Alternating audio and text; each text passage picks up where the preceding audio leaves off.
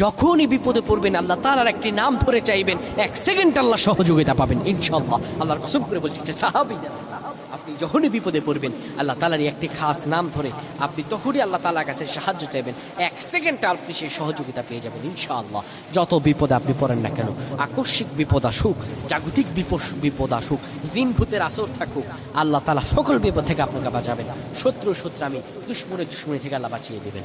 নবীজির পালক পুত্র হযরত জাবের রাদিয়াল্লাহু তাআলা একদিন পাহাড়ের চূড়া দিয়ে যাচ্ছেন, হিজরত করবেন, বিপদে পড়লেন। তখন তিনি পড়লেন আগিসনি ইয়া রহমান, আল্লাহ বিপদ থেকে বাঁচিয়ে দিলেন। এখনো কেউ যদি বিপদে পড়েন, আর বিপদে পড়ে যদি কেউ এই দোয়াটা করতে পারেন আগিসনি ইয়া রহমান, দোয়াটা আরেকভাবে আছে আগিসনি ইয়া গিয়াসার রহমান।